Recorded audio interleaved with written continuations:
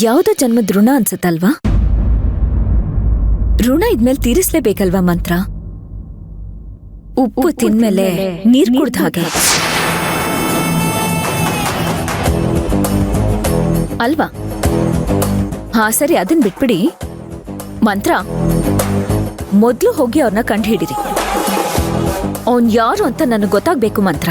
ಸುಮ್ನೆ ಬಿಡಬಾರ್ದು. ಅದು ಫೈಲ್ಸ್ ಎಲ್ಲ ಕ್ಲಿಯರ್ ಮಾಡ್ಬೇಕಿತ್ತು ಮಂತ್ರ. ಅದನ್ನೆಲ್ಲ ಆಮೇಲೆ ನೋಡ್ಕೊಳ್ಳೋಣ ಮಂತ್ರ. ಮೊದ್ಲು ಅವನು ಯಾರು ಏನು ಅನ್ನೋದನ್ನ ಕಂಡು ಹಿಡಿದು ನನಗೆ ಇಮಿಡಿಯೇಟ್ ಆಗಿ ತಿಳಿಸಿ. ಅವನು ಒದ್ದು ಒಳಗಡೆ ಹಾಕ್ಸ್ತೀನಿ. ನಾನೇ ಹೇಳ್ತಿದ್ದೀನಲ್ಲ, ಆಮೇಲೆ ಈ ಕೆಲಸ ಎಲ್ಲ ನೋಡ್ಕೊಂಡ್ರಾಯ್ತು. S,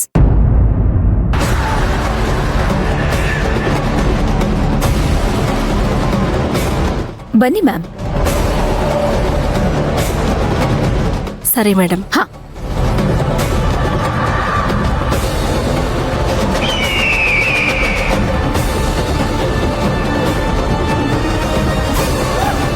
good morning. Good morning ಅಕ್ಕ. ಗುಡ್ ಮಾರ್ನಿಂಗ್ ಸಾಧನ ಮೇಡಮ್.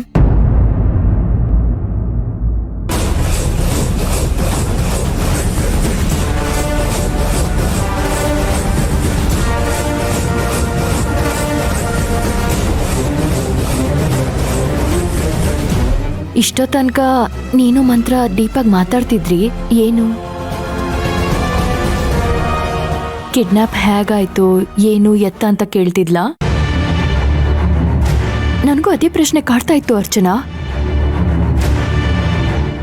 ನೀನ್ ಕಿಡ್ನಾಪ್ ಆದೆ ಅಂತ ನನಗೂ ತುಂಬಾ ಆಶ್ಚರ್ಯ ಆಯ್ತು.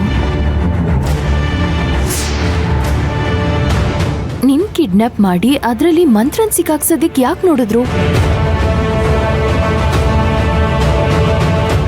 ಅದರಲ್ಲಿ ಒಂದಂತೂ ಕ್ಲಾರಿಟಿಯಾಗಿ ಗೊತ್ತಾಗ್ತಾ ಇದೆ, ನಿನ್ ಕಿಡ್ನಾಪ್ ಹಿಂದೆ ಮಂತ್ರನ್ ಕೈವಾಡ ಇದೆ ಅಂತ. ಈ ತರ ಕ್ರಿಮಿನಲ್ ಬುದ್ಧಿ ಇದ್ದವ್ರಿಗೇನೆ ಈ ತರ ಎಲ್ಲ ಮಾಡೋದಿಕ್ ಸಾಧ್ಯ Archana. Madam madam madam, relax.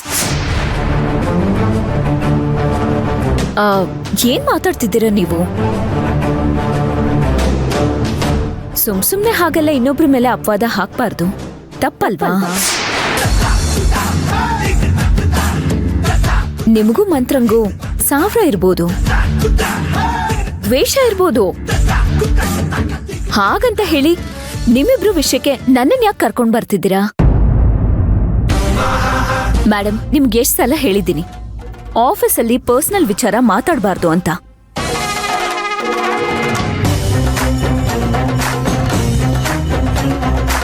ಅದು ಅಲ್ಲದೆ ಮಂತ್ರ ಅಂದ್ರೆ ಏನ್ ಅನ್ಕೊಂಡಿದ್ದೀರಾ? ಈ ಆಫೀಸಲ್ಲಿ ಮಂತ್ರ ಇಲ್ಲ ಅಂದ್ರೆ ಆಫೀಸೇ ನಡೆಯೋದಿಲ್ಲ. ಅರ್ಥ ಆಯ್ತಾ ನಿಮ್ಗೆ? ದಯವಿಟ್ಟು ಇನ್ನೊಂದ್ಸಲ ಹಾಗೆಲ್ಲ ಮಾತಾಡ್ಬಿಡಿ. ಅದು ದಾಸ್, ಮಂತ್ರನ್ ಒಳಗಡೆ ಕಳಿಸಿ. ಆಯ್ತು ಮೇಡಮ್. ಹಾ ಮೇಡಮ್, ಅರ್ಚನಾ ಮೇಡಮ್ ಕರೀತಿದ್ದಾರೆ. ಹಾ,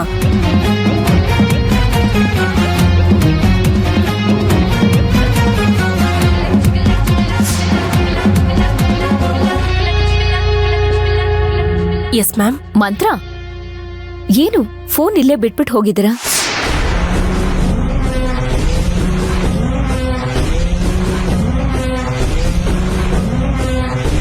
ಈ ತರ ಫೋನ್ ಎಲ್ ಬೇಕಂದ್ರೆ ಅಲ್ಲಿ ಬಿಟ್ಟು ಹೋಗ್ಬಾರ್ದು ಮಂತ್ರ, ತಪ್ಪಾಗತ್ತಲ್ವಾ? ಮಂತ್ರ ತಪ್ಪು ಮಾಡ್ಬೋದಾ? ನೀವ್ ಯಾವತ್ತೂ ತಪ್ಪು ಮಾಡಲ್ಲ ಅಲ್ವಾ ಮಂತ್ರ? ತುಂಬಾ ಹುಷಾರು. ಇವ್ರ ಮಾತ್ ಕೇಳೋಣ ಅಂತ ಬಿಟ್ಟು ಹೋದ್ರೆ ಇವ್ಳು ನನಗಿಂತ ಕಿಲಾಡಿ ಇದ್ದಾಳೆ. ಹಾಗ ಅನ್ಕೋತೀವಿ, ಆದ್ರೂ ಕೆಲವೊಂದ್ಸಲ ತಪ್ಪು ನಡೆದು ಹೋಗುತ್ತೆ. ತಗೊಳ್ಳಿ. Excuse me. ತಗೊಳ್ಳಿ. Sorry madam. ಹಾ, ಇರ್ಲಿ.